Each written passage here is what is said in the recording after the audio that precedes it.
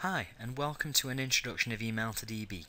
My name is James Horton, and in this video we'll be showing you the Email to DB version 3 product, introducing you to the administrator, and also showing you how to begin configuring your Email to DB service, along with explanations of all of the areas which we come across during this video. So, to begin with, an introduction of what Email to DB is. Email to DB is a message parser and automation service.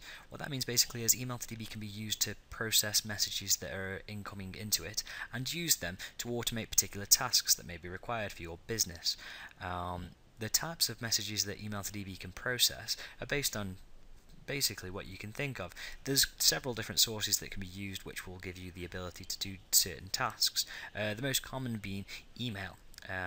Email such as IMAP or POP3 or perhaps linked into Exchange Web Services. You can even have Email to DB act as its own mail server and therefore have its own email accounts and own services based on the configuration of the product inside your environment. You can also process messages directly from Twitter, web pages and databases if you would need to as well. Once that information has been passed into Email to DB and you have found the data that you need from that particular message, be it built-in fields such as the from address or the subject line or the body, or even your own custom fields where you wish to mine out particular items from that particular message, you can then use that to integrate into your own systems such as your own databases or perhaps even your own automated business processes or auto responses. Email DB can be used for all of those tasks and it's quite simple to configure, and that's what we're going to do today. We're going to be going through the Email to DB product and showing you how to configure some of those items and talk through some of the items which are available inside the functionality of the Email to DB product. In front of us now we see the Email to DB administrator, and particularly the accounts area of the administrator. This is the top level of Email to DB, and this is where we configure the link from the product itself and its service to our data source, be it email or a database or Twitter or a web page or an RSS feed. This is where we would make that connection, and that's how we do that using what's known as an account, and the accounts are configured in this particular area here, as we can see. If we were looking at the tool from a first load, what we would see is the samples account. Inside the samples account there are several different triggers. What we'll do in a moment is I'll talk through the triggers area, but to begin with we'll focus strictly on the account area. But that would be the typical account that you would see as part of the built-in configuration of Email to DB upon the first load. Inside this configuration we have two other accounts as well that are put into place, and these we'll be talking through shortly as well. But to begin with, so if we imagine that Email to DB is pulling data from a particular area, the account is the part of Email to DB which would pull that data into it so that it can be mined or it can be parsed for the particular items.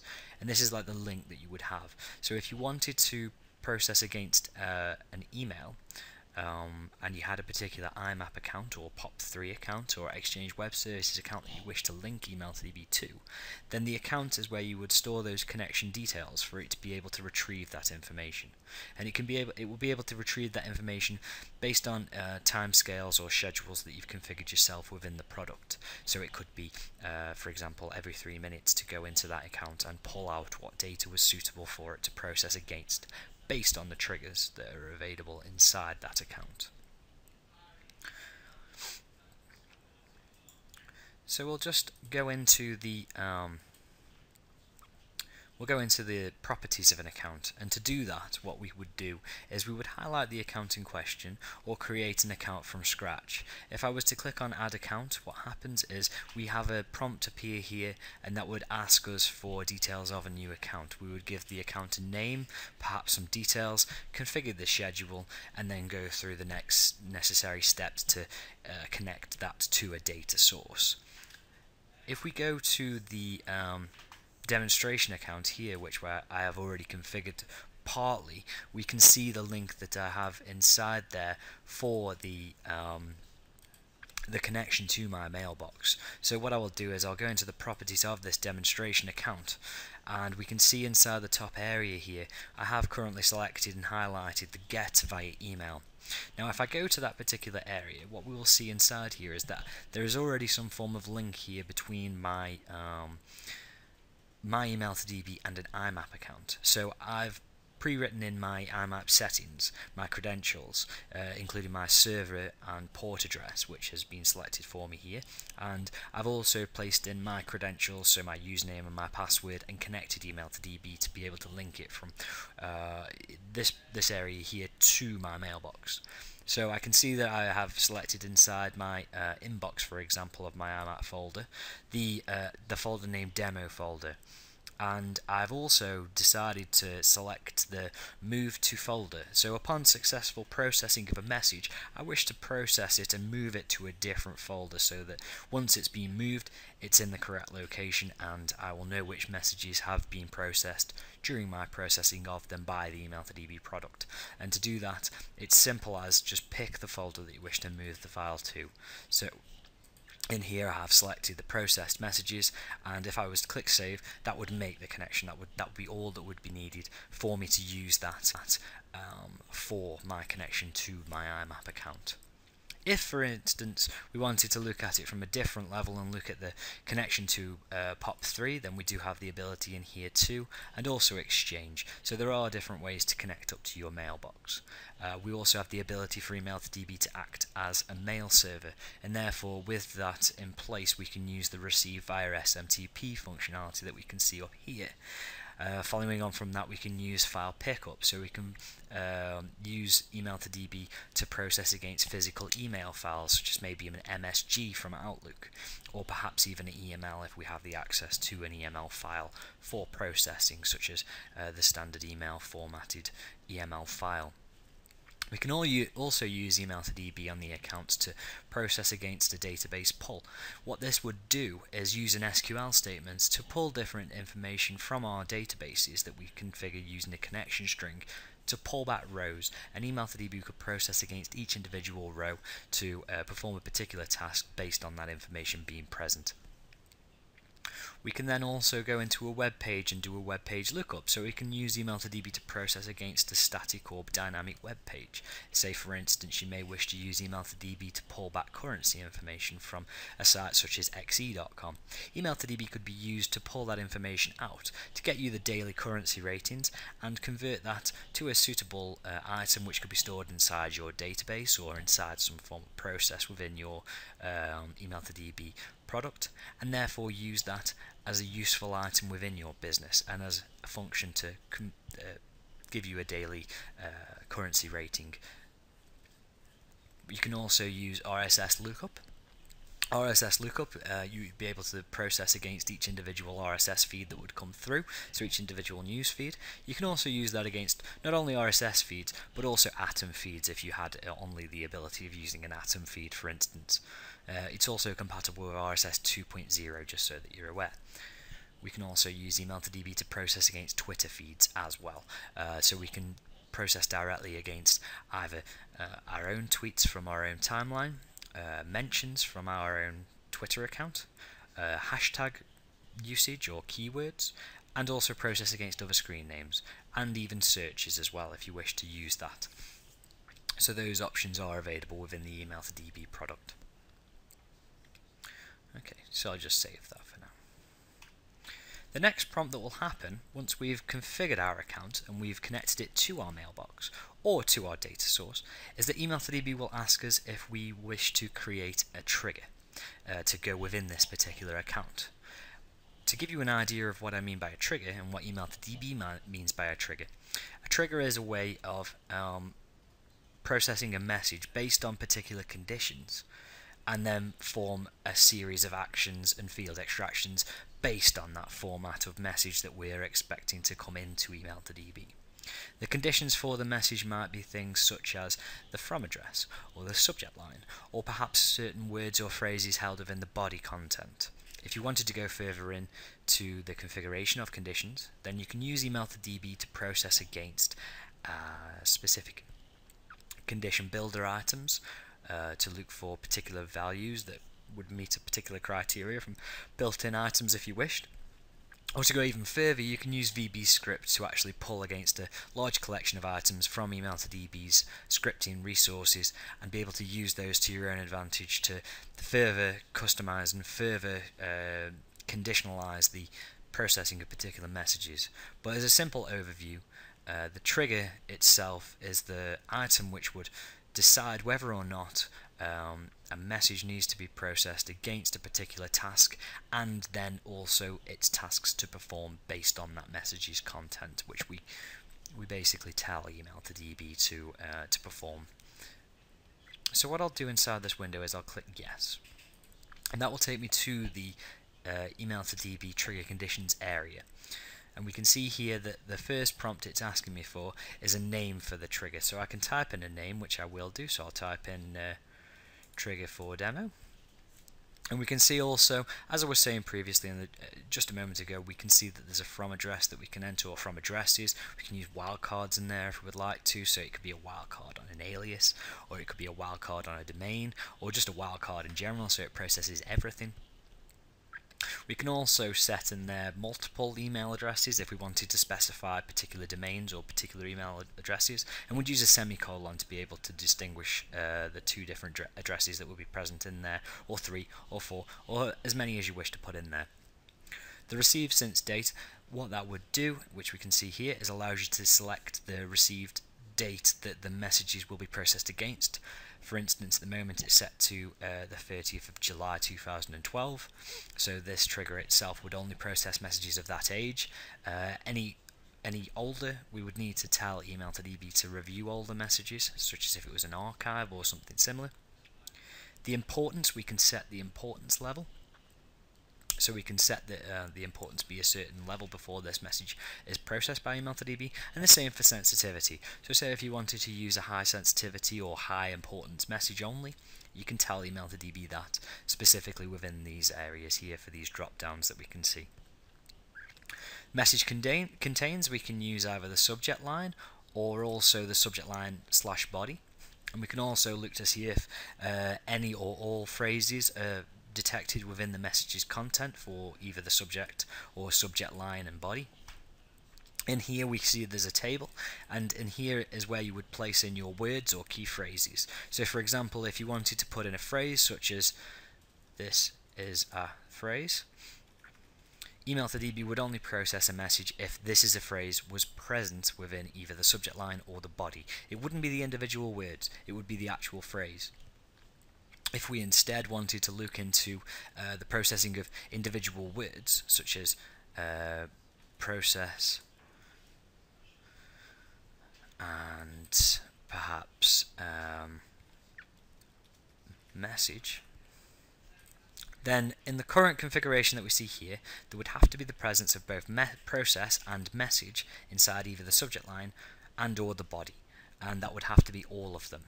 If I was to revert this to any, it would mean that there could be either process or message present within either the subject line or the body, and it would process that message particularly. I'll just clear those out for now.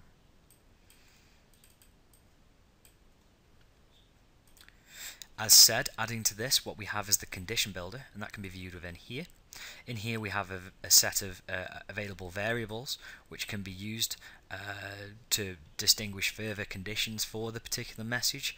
You can use, and this basically gives you an if builder.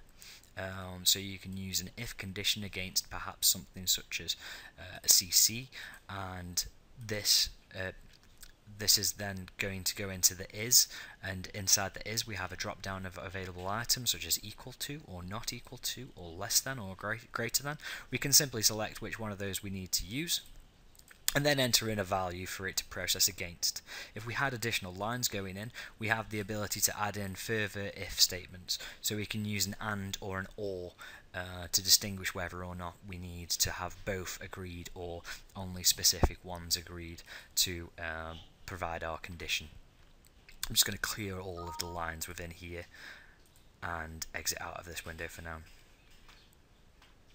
Next, inside the email to DB conditions area, what you also have is the ability to add in a condition script.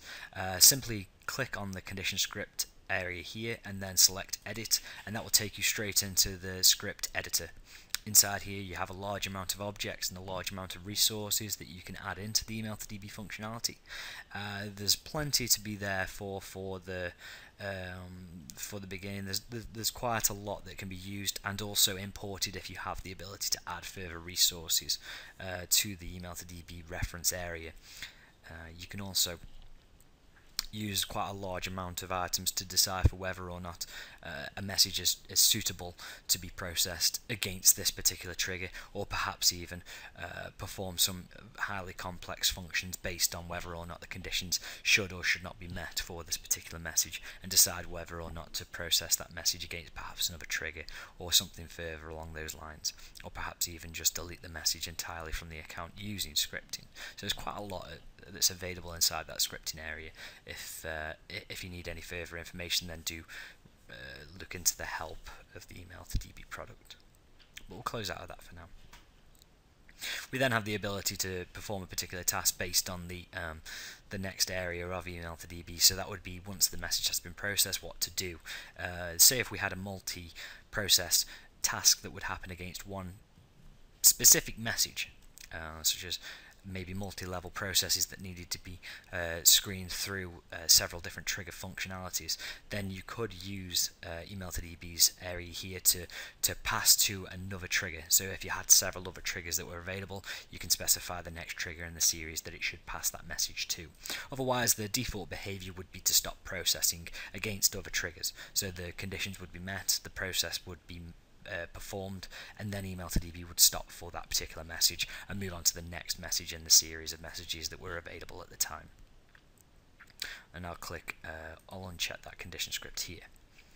At the moment, with email to DB set up as it is by default, which we can see at the moment, if I was to click save, this trigger in question would process anything that was available inside my inbox, just so that you're aware, that was received since the 30th of July 2012. That's just something to make you aware of. So if you are creating a trigger for the first time, please do take care in this particular area, especially if you're using multiple triggers, as the order of the triggers and also the conditions of the triggers when using more than one trigger can be very important, and it may be an area that you might need to troubleshoot further down the line. So to save you the trouble of having to go through and troubleshoot further triggers, make sure that the conditions are ironed out as early as you can, so that you're aware of what particular conditions need to be set for particular message types or message content.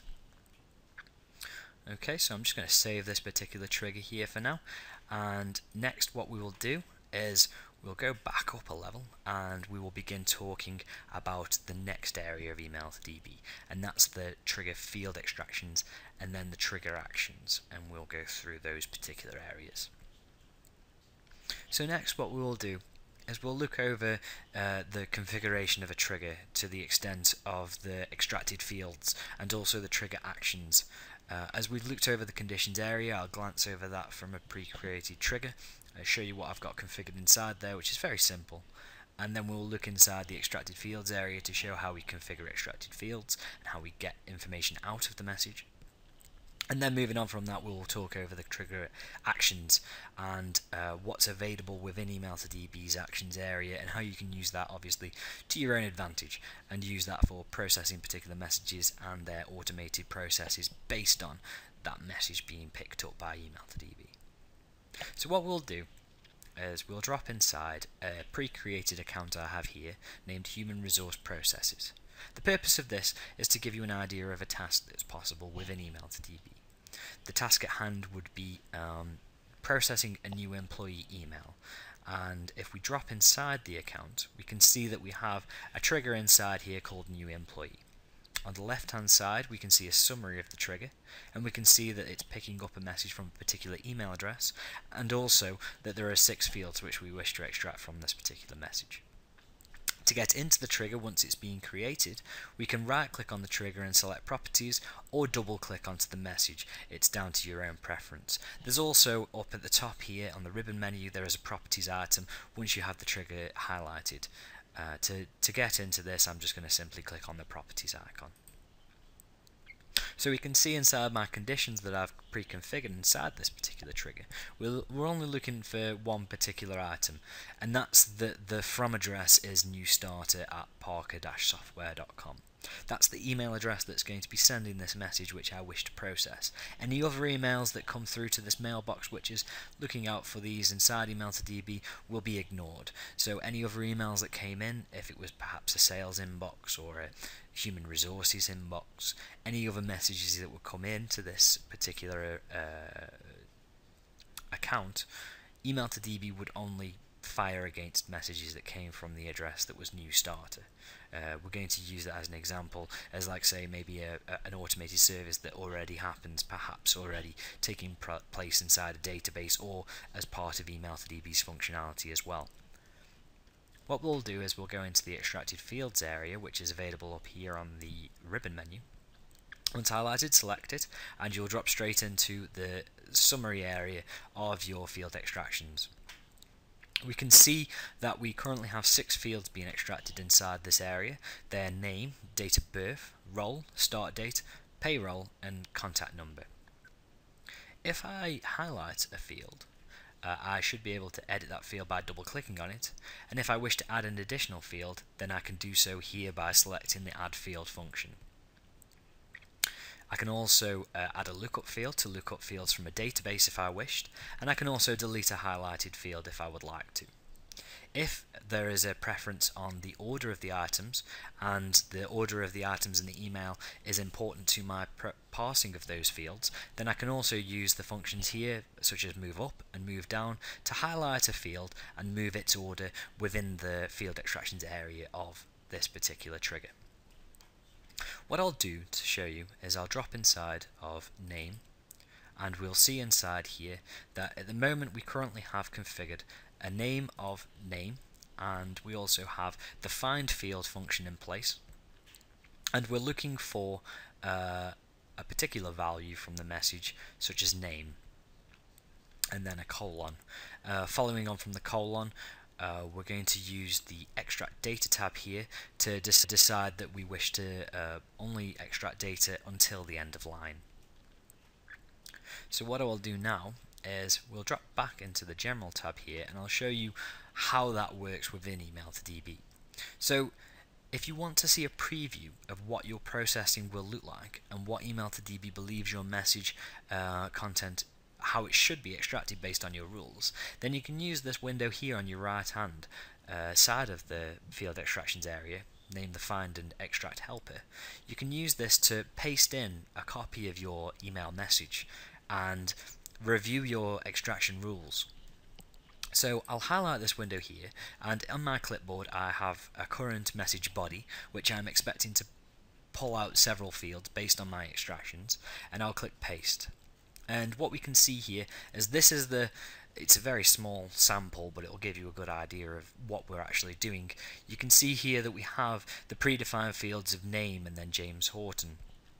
And this item here, following on from name, that would be variable, so that could be different for each individual employee that comes through, as is the case with this particular process, but it could be any process obviously if you apply this to any type of email content that can come through.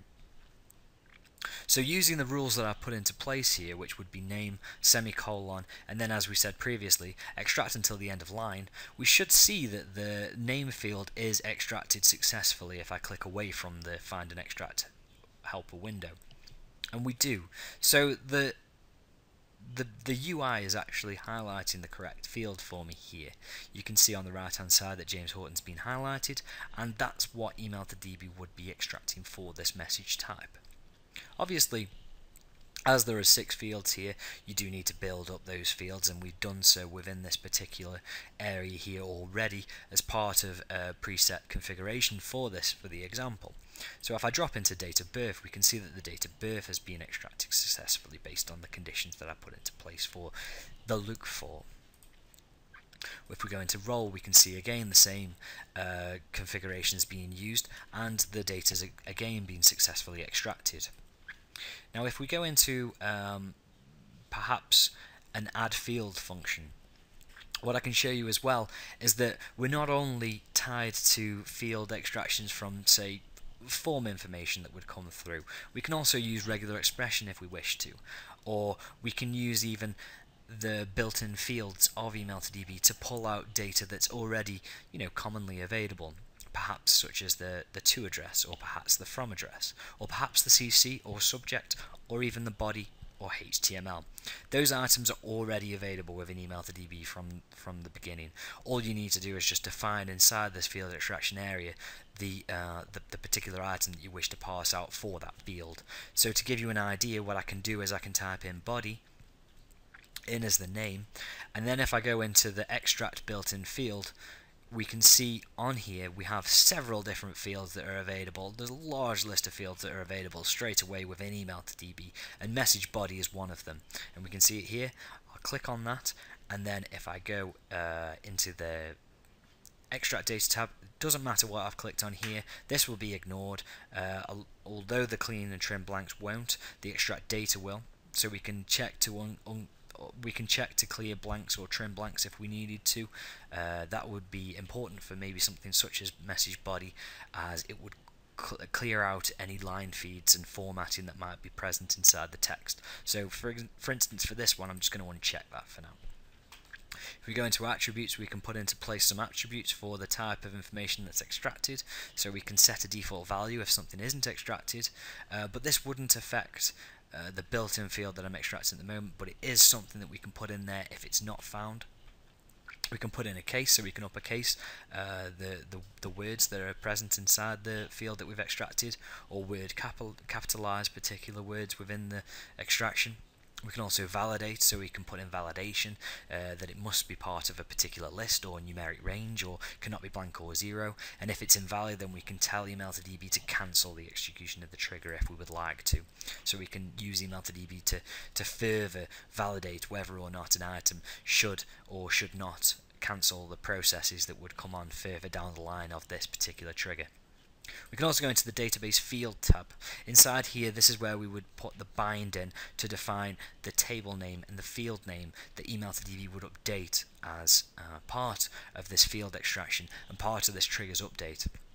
We can see already that item has been populated by employee from a previously defined set of table rules that I've put into place for the other field extractions. We can change that if we wish to, and it can be different from the others, but for ease of use, we can see that it's already assigned the table name, and it's already used the field name that I set up for this field as the database field name as well, which is useful. So if you normalize your email to DB information for the field extractions to be the same as your database, then email to DB will be very simple to configure for a database update process, and especially if the way that you name those items is database friendly. So if you do use spaces, do remember that you will need to wrap your database field names in square brackets. That's one important item I'll probably cover over for you there. So if this, for example, was body text, what we would need to probably do to make sure that this updated a database successfully is just wrap that field in square brackets like so. We can also define whether or not the field that we're extracting is a key field, and therefore update instead of just blindly inserting information into our database. So we can do that if the item is a unique identifier that would work. We can also set it as an environment variable if we wish, and use that further along the lines of our triggers, or further down the line of the day if we wish to.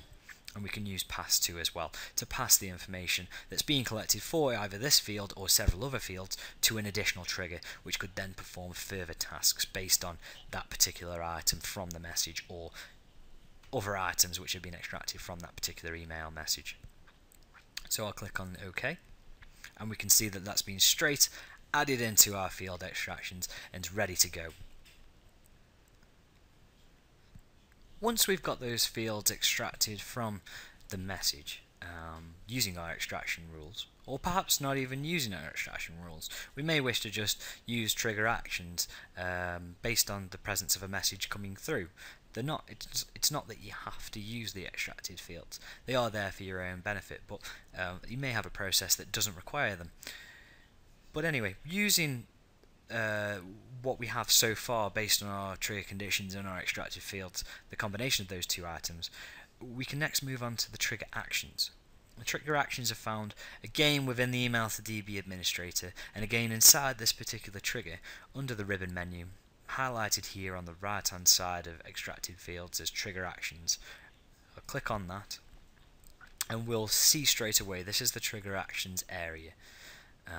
The panel that you will see in front of yourself is there's a definitions area here of different categories of items, actions should we say, that can be used inside email to DB based on the processing of this particular message. So we have different categories such as data, outgoing messages, exchange server functionality, CRM functionality, SharePoint functionality, Windows Azure functionality, attachments functionality, reporting.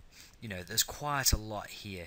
There's quite a lot of different things that you can use inside the email to DB product to form actions to update other areas. So what I'm going to do now is I'm just going to talk through some of those areas and some of the benefits and ways to use them to your own advantage as part of a trigger's functionality. So if we look at perhaps to begin with, you know, the basic functionality of updating a database, you may wonder how is this possible once we've defined those particular extracted fields and defined the database fields to go into. How do we make that connection to my database so that email to DB just inserts that information or updates that information directly, and I don't need to do anything further, just based on what I've told it to do, it performs the task? Well, it's quite simple. Go into the email to DB trigger actions area here, and then within here you'll see the data area, and inside here we can see several different items of what you can do on database level of email to DB's functionality under the triggers. So the most common use of email to DB is to update a database using a connection string and using SQL that's been predefined by the email to DB product to escape out any of those nasty characters that can be present inside emails and put that straight into your database, such as body content or HTML or subject lines. And to do that, all you would need to do is grab on the left hand side here the update a database action, pull it over and place it into this panel on the right hand side in the position that you wish, and straight away you get a pop-up that appears waiting for you to enter in the information of the connection string of your database. You don't need to have a connection string ready. You can, if you wish to. If you already know your connection string, you can paste it straight into this window here. Otherwise, you can build the connection using the tools that are available inside email to DB's connection wizard. You just click on build, and straight away you'll be presented with the available OLEDB providers that you have on your machine. Go through the steps and build that connection straight away to your database. Make that connection, test it out, make sure it's okay, and click OK, and that's all you would need to do. That would put into place your database update straight away. Obviously you may wish to test that, and you can test that inside the email to DB functionality using a command known as the run with, and the run with is available at all times within email to DB, and that can be found by simply selecting or select OK. I haven't got a connection string, so I can't select OK in this area. I can cancel out of this window though for now and click on save.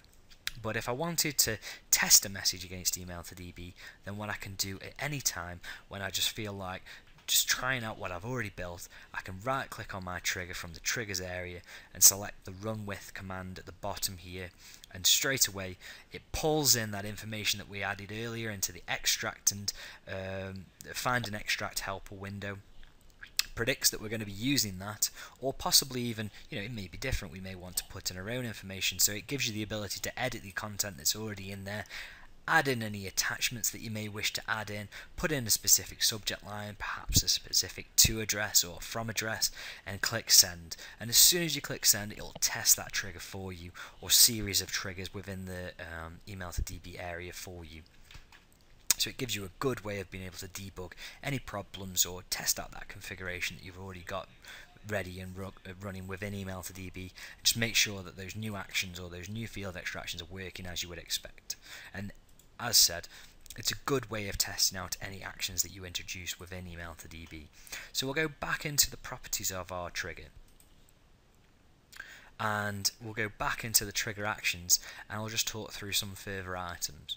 So along with the direct update, one thing that you might notice when you bring over the direct update is that the SQL, you can select it but you can't edit it, so you can't add anything into that particular area. If you wish to use your own custom SQL, we do allow that, and it's done so via a separate action, and that's held below the direct update database action here. That's the direct update a database custom, and if we drag that over, what I can show you inside here is that the window for your SQL, for your update, for your select, they're all available for you to type freely within and add in your own SQL command. Again, all you would need to do is place in your connection string, and we offer the builder again if you're not comfortable or do not know your connection string off from a systems administrator perspective. You're able to just build that yourself. One thing to make you aware of if you are using custom SQL though, email to DB doesn't, it will use the pure fields that you're extracting and attempt to insert them based on your SQL. So if you're dealing with the message body or HTML, make sure that any characters that you can think of that might possibly cause an issue inside SQL commands, such as escape characters or reserved characters within SQL, make sure they are removed from the items that you're attempting to put into your select statement or your insert statement or your update statement. You can also change the dialect as well, just so that you're aware to suit your database, and also add in a command timeout. So if you were using perhaps a stored procedure or something similar, or a function or a trigger inside your own database, then you can put into place a timeout to be able to specify whether or not to stop that command from running through. Along with updating a database, you may also look into the update of a CSV file or an Excel file and wonder if email2db is able to do a task such as that as well. The answer is simply yes. There's not too much that would need to be done for the updating of those particular items. It's very simple what you would do. Again, all you need to do is grab the item from the left hand side here under the data area and drag and drop it. And just so that you're aware, if you are using any of the other items, don't worry, you can have as many of the CSV file updates and Excel file updates as you wish, as well as your as your update database. So if you wanted to have the data replicated against several different areas, you can do. The only area which you're not able to use more than one of is the update a database direct. That item, this action, can only be used once, but other than that, any other field you can put on as many as you wish and save as many different trigger actions as you wish and replicate them to several different areas if you would like. So as long as you drag the item across and place it onto here and put it into the correct order for the process, you can put as many as you need. And again, as I was saying, if you drag across the CSV file here, bring it over, you can see straight away all it wants to know is the file name of where you wish to already update or create. It will create if it doesn't already exist and update if it does exist, the file name of your CSV. You can put into place the particular format as well, so if you wanted ASCII or Unicode or UTF-8 due to perhaps non-Latin characters being used, you can select that as well. You can also define the line terminator as well if you would like to, and place into there what email2db should be using for the line terminator based upon your CSV. You can also have email2db send out an email based on the processing of that particular item inside that CSV, and that could be perhaps every record, or it could be, if we just bring this drop down here, daily at midnight, or weekly at midnight, or even monthly on the last day of the month. You can have that CSV only commit at certain times to email to that particular destination that it needs to go to, and you can define here send to a particular address. And once that's been sent as an email, if you do wish to use the email functionality, you can clear the file after sending so that a new creation comes through the next time email2db processes that. A new CSV file is created for that process.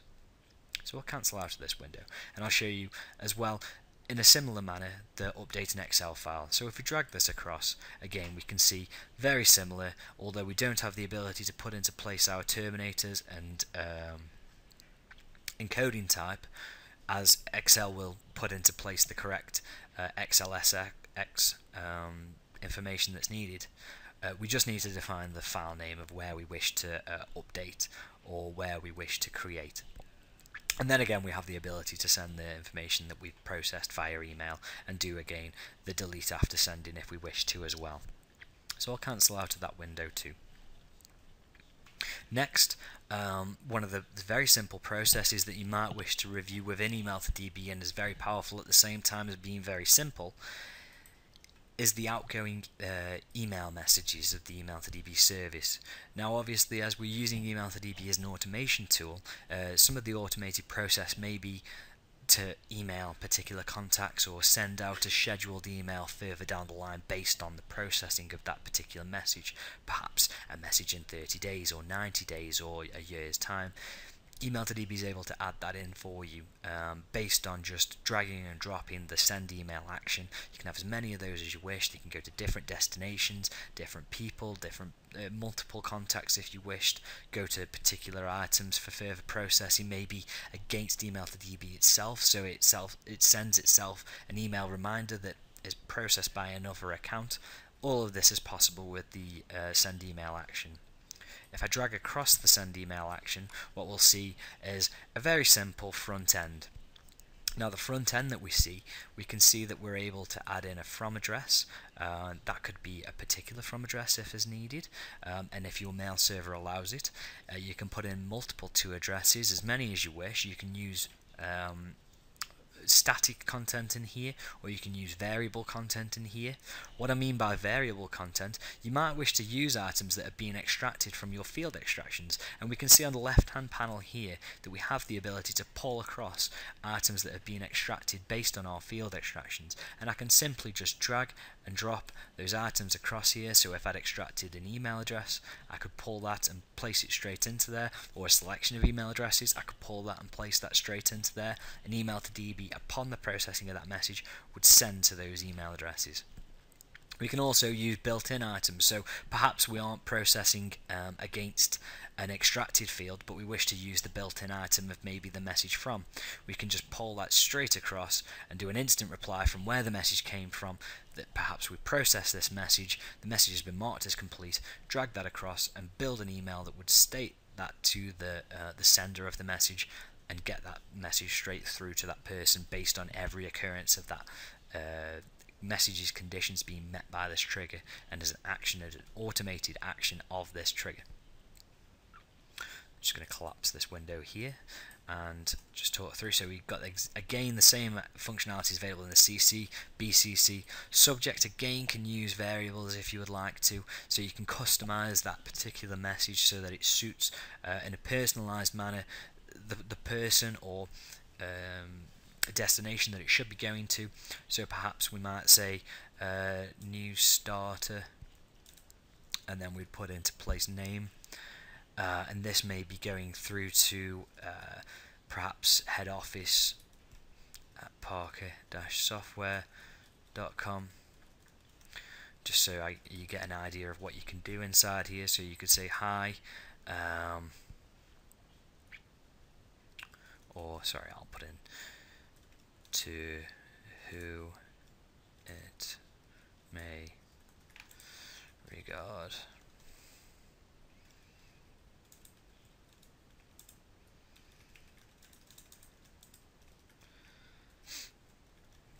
And then we can just simply drag across these items straight away and build things around them, such as date of birth, write them out properly, reformat the messages however we see fit based on what we've pulled out. You can do that if you need to, and just put thanks.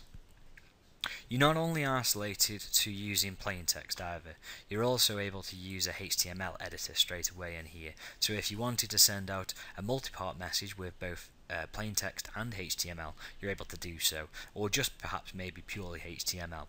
And that HTML doesn't have to be built inside the extract, inside this particular window. You can use a physical HTML content file. You can just specify a particular HTML file that exists on the server's hard drive or on the machine's hard drive. And again, inside that HTML file, you can use these percentage sign field extractions. So percentage sign name, percentage sign could be used inside your HTML file that you're planning on using. Just simply define where that file exists, and Email2DB will use that file. You can set inside there attachments or variable attachments using the attach item here. You can add incoming messages, and they can be incoming inline messages. They could be converted into attachments. So perhaps if you're using it for maybe a ticketing solution and the images are coming through and your ticketing solution doesn't support inline images, it needs them to be attachments. Email2DB can be used to pull those items out and convert them to attachments so that they're ready to be used inside your ticketing solution or similar that needs them to be attachments. So it's good for that as well. You can use the scheduled send options as well within the scheduled send area here to define whether or not the message should be sent after a certain amount of time. And time can pass, and then Email2DB would fire that based on that event being required at that particular moment in time. So you could use days. For example, the current configuration that we can see here is 7 days. We can customize that further to be minutes so that it can be even shorter bursts if needs be. Perhaps you want to send a reminder in 30 minutes to a different department based on an action being taken place, or perhaps even a validation that goes through several minutes later. Email2DB is able to do that. You can even put into place a fixed date and time if you would like to, using the send on a fixed date and time. Say if it was a one-time offer only that happened at a particular point in time, maybe for a sale or maybe for something similar, you can put that straight into there. Maybe even a competition if you wanted to be creative within your marketing department. And also, if you wanted to, you can have it. What Email2DB will try to do is, if that message is processed multiple times and it's the same message content that's been added to its queue of scheduled messages, it defaults to not duplicate those messages. So you can have that selected as well. If you uncheck that, it means that duplication can occur, but that might be suitable, it might not. It's there for your own configuration. So we'll click OK and we'll just leave that in place for now. If you wanted to process attachments that are coming in, which is a common task of Email2DB, as I was saying previously, you might want to convert inline attachments as attachments and save them to disk, or you may wish to just pull all the attachments off the message and forward the message on without those attachments in place, or perhaps just put those attachments straight into a particular file area or folder. The attachments process is the area that would allow you to do that. If I drag that over and bring it into this area here, we can see within this window what is available to do. So we can put into place file masks. We can put into there a wildcard, so we could do star for any type of extension, or we could put in a particular file mask to look for specific extensions or specific names of files. So if we were looking for a particular type of item that would come through, we can tell Email2DB only to save those particular items to the directory in question. If you think of it in that way, say if you needed to flip you need to have Email2DB only process PDFs and save them to a PDF directory, then you could do that by just simply typing in PDF and then putting into place your C drive or folder location called maybe perhaps PDF, and it would only save PDFs to that directory. Same again if you wanted to do it for maybe a JPEG or CSV or something similar to that. Using the file mask and save to, you can basically tell Email2DB where and where not to save attachments to. Or you could just do a collection of everything and just put star in there, and then put in here maybe, you know, attachments or something similar for where it should take those attached or any item and put them into just a file dump somewhere. You can have it rename the files that it saves as well. So if they need to fit a naming convention on your side, or perhaps rename them to be a particular file name at every time, you can tell Email2DB to do that. You can even use field extractions that we've used on the left hand side here to make it so that they are dynamic in their naming. So perhaps you might want to use the person's name or another field that's been extracted perhaps from the built-in items to save the file name of that particular attachment. Then you can do so within the rename saved files here.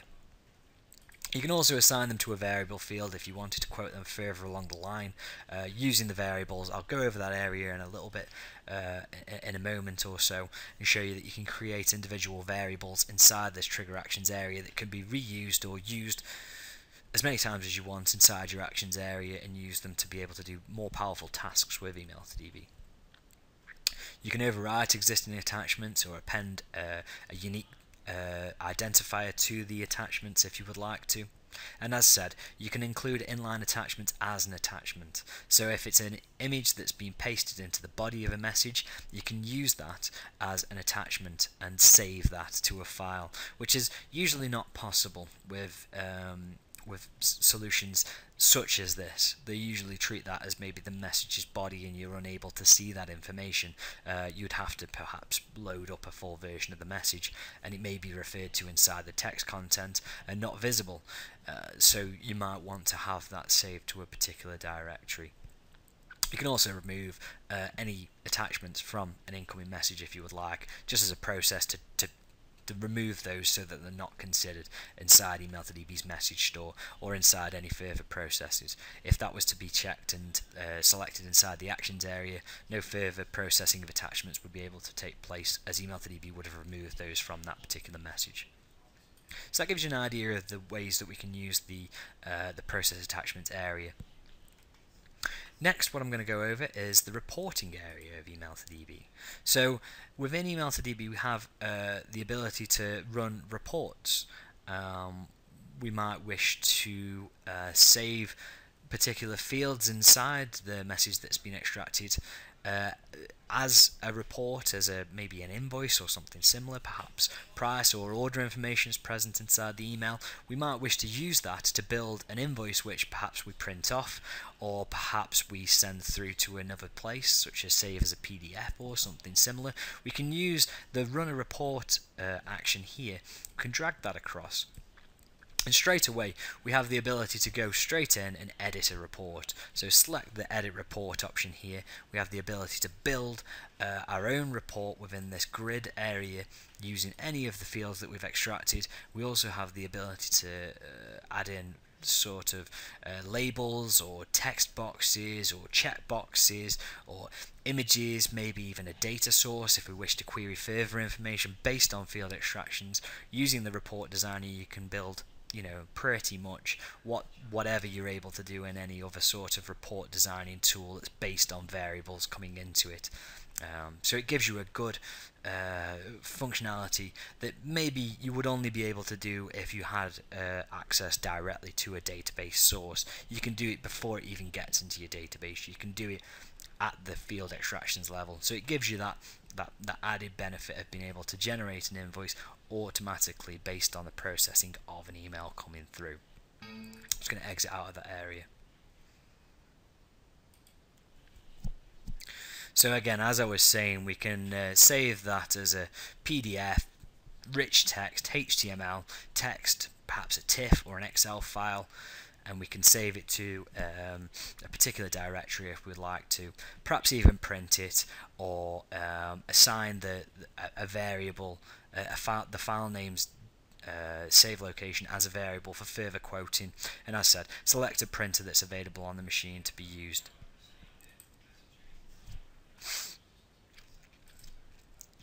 Other options that we have available within the processing of actions, trigger actions, is posting to Twitter. We can use email to DB to automate a tweet. So using fields that we've extracted, we could use email to DB to actually post a tweet straight through to a particular Twitter page. It would be their own Twitter timeline obviously, but you're able to do that. So you can drag that across. If you have inside email to DB made the link to your screen name or screen. You may have several different screen names that you wish to use. You can use email to DB to link up to that screen name, and you can put into place straight away here the tweet that you wish to put in. And again, the variables are available, so the way that you wish to configure that is down to you. But obviously, it would be a real-time response to something that had come in. So that there might be ideas that you have in there for processing messages, and then adding maybe a tweet to state that something's come through, or a service is down perhaps that you wish to inform your users of. You can use the post to Twitter to be able to do that and give your users or customers or anyone who's interested in the services that you provide a real-time response straight to Twitter about that information. And you can tweet images if you wish as well, so that's a nice little item that you can put on. And if you wanted to, you can have the XML that's returned from Twitter parsed and further information done by again selecting it and committing it against a variable inside email to DB.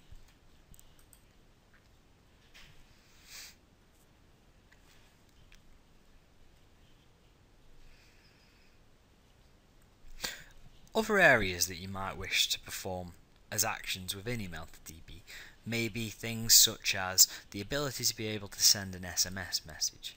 Email to DB can do that using the outgoing messages area here, and then the send SMS.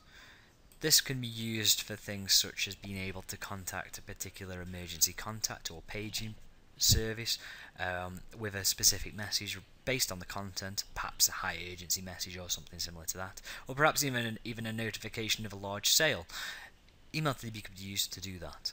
So if we drag across the send SMS message and drop it onto the right hand side here, we can see that we're straight away able to add in a from, a to, a subject line, and also a message text area. We can put into place, if we wanted to, scheduled send rules, and even send via an SMPP service instead of the email to DB SMS gateway. The SMS gateway does require credits, just so that you're aware, but they can be purchased through our email to DB website. Wait for validation. The use of this action would allow you to be able to use email to DB based on the occurrence of a validation item being processed by the end user. You could have a series of follow-on actions that would occur based on that being authorized by the target. So for instance, if I was to drag this item across and drop it onto the page here so that we can see, you may wish to put into place a particular validation email with fields that need to be populated based on the message's content. So perhaps you might need to have some form of email validation to state whether or not the person is correctly has created that request, or whether or not they wish to add in certain options or items based on the events of what's being stated for the message. You could use email to DB to be able to do that, using here, as we can see, the ability to add in further input fields and where to send this validation request to the URL itself.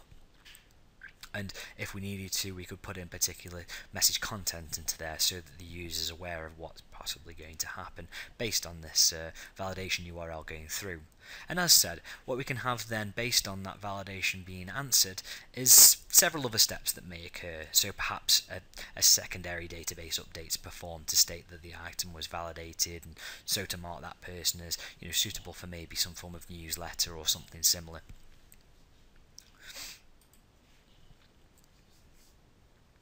Following on from that, what we can then look at as well is the Exchange server functionality of email to DB. Within email to DB, what we have is several different items that are available inside the Exchange server area of the actions. We can update an Exchange contact if we would like, so update contacts directly on that person's Exchange account. We can create an Exchange appointment for a particular person's calendar. We can also create a task, a note against a particular user, so a task or a note against a particular user or users, and we can also get and set out of office status, which is obviously very useful if perhaps you were using email to DB as a scheduling tool. Next, within email to DB, what we can look at is the CRM configuration and actions that are available. Within Email to DB, we have the ability to get items from a Microsoft Dynamics CRM environment. That could be version 4, 2011, and the online editions of the Dynamics tool. We're able to get items from the Dynamics area, which if I drag across this item here, you'll be able to see. We're able to put into place a CRM connection. In this middle part here, the select list, that will populate with all of the items that are available inside your CRM system.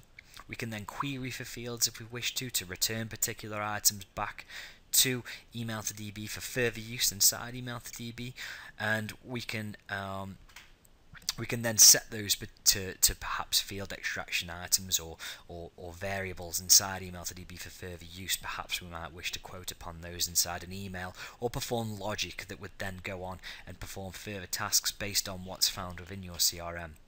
Adding to that, once we've got information, we can then update it as well. We could do a blind update, such as an update that doesn't take into consideration any further items that have already been pulled out, or we could pull items using the get to specify what we wish to update straight away. And again, if I drag that across, the UI is very similar to the item that we've just seen. We can use the select CRM again to type in our CRM credentials. The entity types are then displayed inside this middle window, and then we can tell it the ID that we wish to use to populate or create a new record. And if anything's returned for that, say if we were creating a new record and we needed to pull back the identifier, we can set that ID to a variable that's available inside Email to DB, so that it could be used in perhaps an email to say that an ID is being updated, and therefore somebody could go forward and check that ID. Adding to that, what we also have is the ability to upload to Dynamics. So if you wanted to upload files or attachments straight through into Dynamics, then you have the ability to drag that across, and you can put in physical files or variable files that are available on the local machine, or perhaps even upload the attachments that are present against a message that's coming through, or perhaps a specific attachment based on its file mask and size, or whether or not it's an inline attachment. And again, we have the ability to commit those to different items inside our CRM connection, and also to variables inside Email to DB, so that we can quote that information back to perhaps a further task or action that would happen further down the line inside Email to DB. The actions that are available for Microsoft Dynamics, we've also replicated and allow the same functionalities with Salesforce. So Salesforce.com configurations can be used as well for exactly the same tasks, and again the UI is exactly the same pretty much.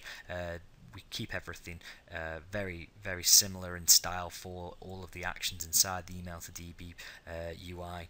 And again, without going over and focusing too much on these areas, the same functionality is available that I just discussed, but replacing the Dynamics connection with Salesforce, and you can do that straight away.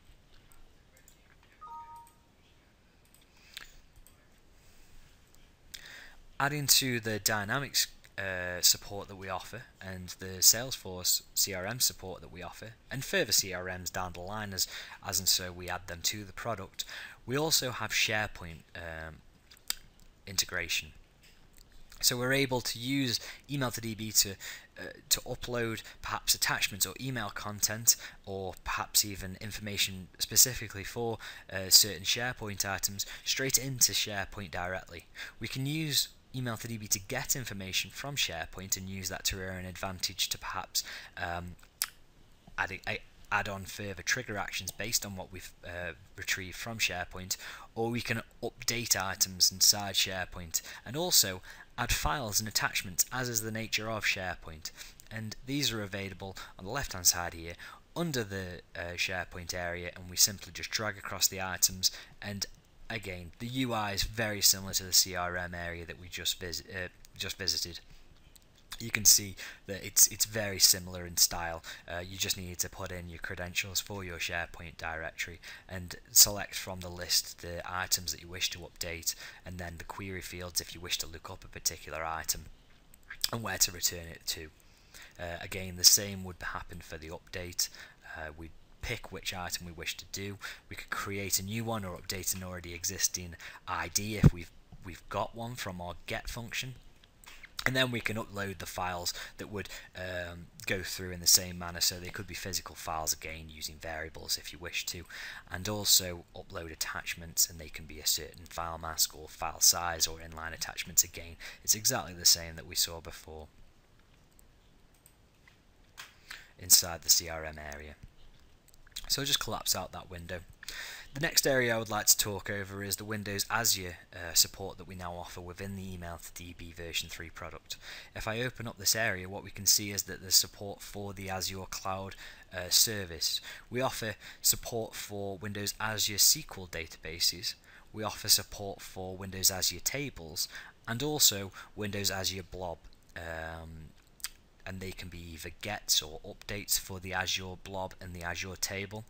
And if we wanted to do an Azure SQL database, it's very similar to the database functionality that we've seen previously in the above areas for the Database Direct. If I simply drag that across, you can see in here all that you need to do is put into place your server name, your database name, your username and password, test the connection out, and then it will automatically put into place your SQL command based on the information that you've defined inside the field extractions. If you want to put into place a custom SQL statement, then you can go straight ahead there and click on that use SQL modified SQL statement, and type freely into the area of the window and put in your own insert or update statements. Adding to that, as said, you can do a get and an update against a table or a blob.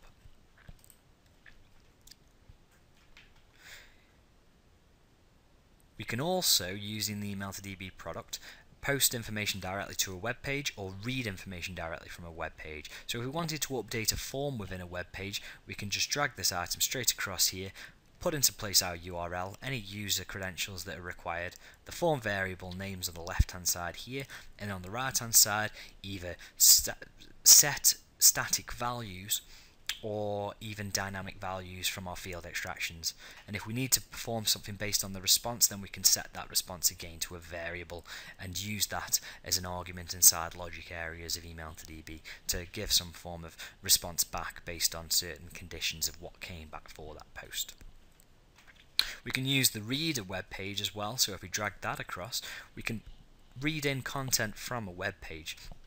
We might want to use that to send out certain items in an email, or perhaps even a database update to check on a URL that's being sent through in an email. We can pull that information back.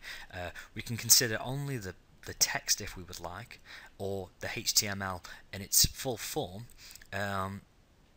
or we can use well-formed XML if we would like to as well, if that's what the response would be. And we can define what type of response we would expect and what to assign it to. So again, either a variable that's already been set or a variable that we've created specifically for this task. Within Email to DB, we offer pretty much every single level of the product the ability to go into the scripting areas of Email to DB.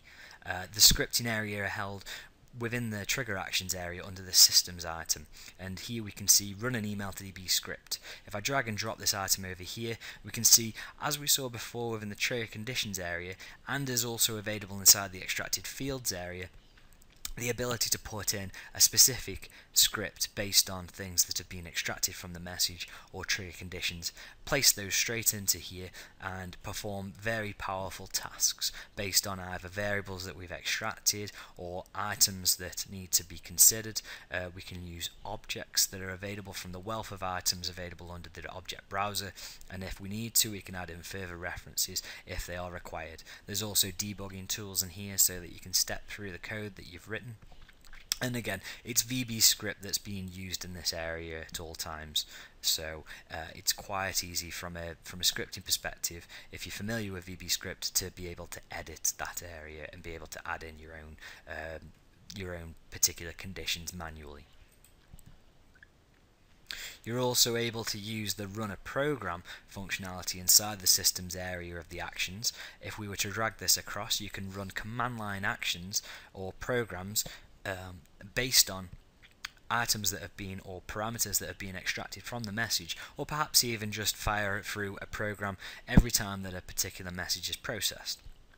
All you would need to do inside here is assign the directory of the program to run, any parameters that need to be put into place, and obviously, as always, you're able to use field extractions that you've extracted or built-in fields again, and what to do with that program, whether to run it minimized or maximized or normal, set any environment variables before running, and even wait for the program to finish before continuing on the next task of email to DB, so considering the next message of email to DB.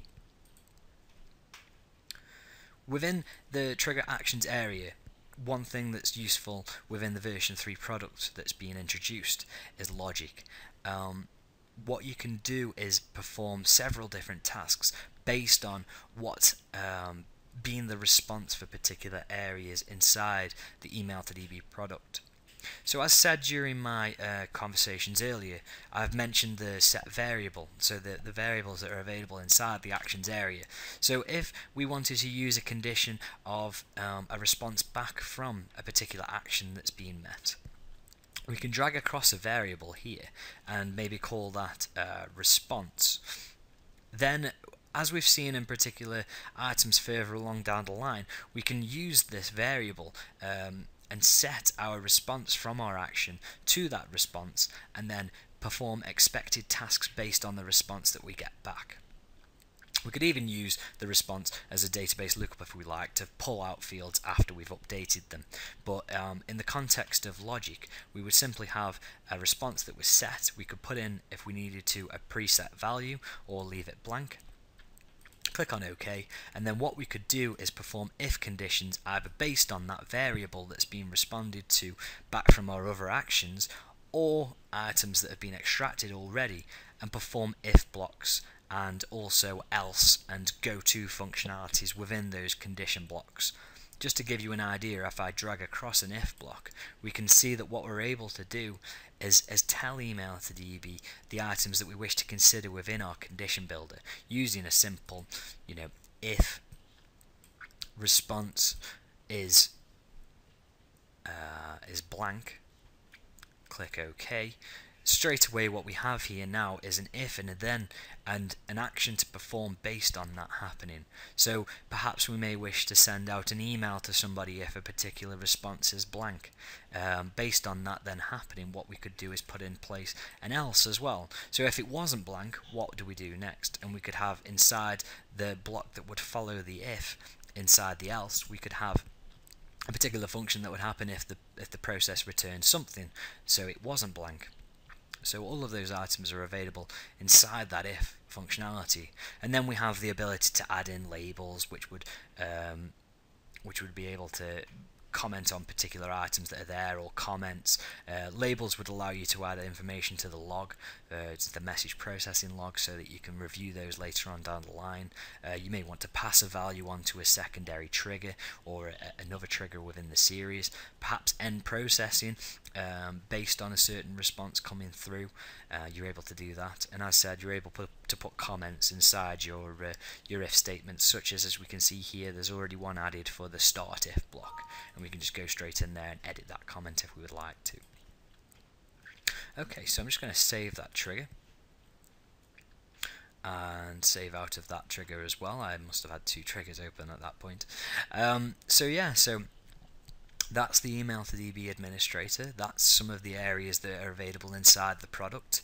There are further items available inside the actions areas. I've only glanced over a few of the key fields that we have available.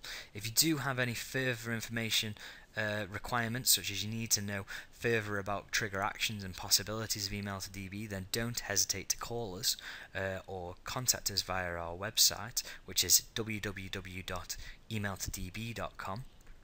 We have live chat as well that's available on there for either the technical support department, if it's a technical inquiry that you have, or a sales related inquiry. And also we have the help topics area as well, that's available at all times within the email to DB enterprise, inside the email to DB administrator area here. And again, there's search functionalities and also some examples inside there, and also different content areas that you can review based on the categories of the areas you need to look at. Okay, so thank you for watching this video, and please let us know if you have any questions. Have a good day, and we'll see you soon. Goodbye.